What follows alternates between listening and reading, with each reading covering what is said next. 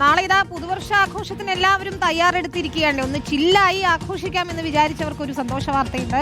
സംസ്ഥാനത്തെ ബാറുകൾ നാളെ രാത്രി 12 മണിവരെ പ്രവർത്തിക്കും. ബിയർ, വൈൻ പാർലറുകളും പ്രവർത്തിക്കും. പുതുവത്സരം പ്രമാണിച്ചാണ് സമയം ഇപ്പോൾ നീട്ടിയിരിക്കുന്നത്. സുനിഷ അയ്യലൂരാണ് ചേരുന്നത്. സുനിഷ, ഒരു പ്രശ്നമുണ്ടാവാതെ സൂക്ഷിക്കണം, പക്ഷേ ബാറുകൾ പ്രവർത്തിച്ചതിൽ നിന്ന് വരുമാനം ഉണ്ടാക്കണം. പുതുവത്സരത്തിൽ ഏതായാലും 12 മണിവരെ ബാറുകൾ തുറക്കുമെന്നാണല്ലേ?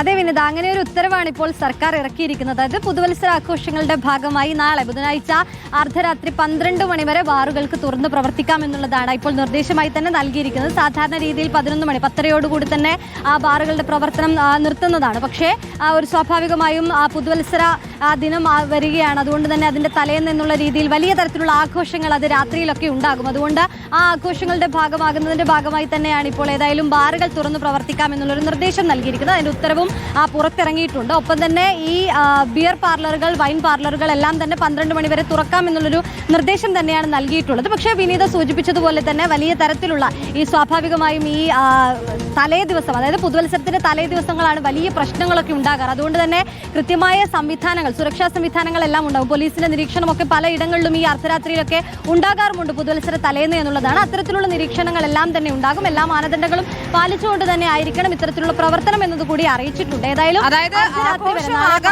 അലമ്പാകരുത് എന്ന് മാത്രമല്ലേ ഏതായാലും ആ തീരുമാനം ചിലർക്കൊക്കെ എന്തായാലും സന്തോഷം നൽകുന്നതാണ്. സുനിഷ, വേറൊരു ജനകീയ തീരുമാനം ഉണ്ടല്ലോ, ഈ കേരള സർക്കാർ നിർമ്മിക്കുന്ന ബ്രാൻഡിക്ക് പേരിടാൻ ജനങ്ങൾക്ക് അവസരം ഒരുക്കിയിരിക്കുകയാണല്ലോ ഇപ്പോൾ.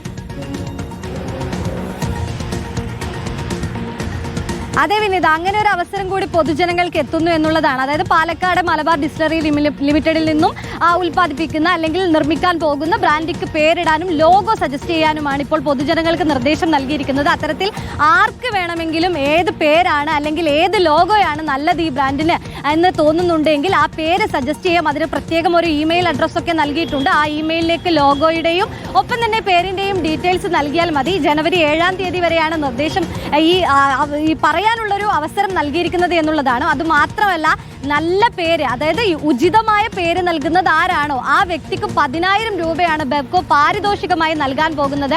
എപ്പോഴാണോ ഇതിന്റെ ഉദ്ഘാടനം നടക്കുന്നത് അതേ ദിവസം തന്നെ ഈ പേര് സജസ്റ്റ് ചെയ്ത, ലോഗോ സജസ്റ്റ് ചെയ്ത വ്യക്തിക്ക് ഈ പാരിതോഷികം നൽകുമെന്നുള്ളതാണ് ബെവ്കോ അറിയിച്ചിരിക്കുന്നത്.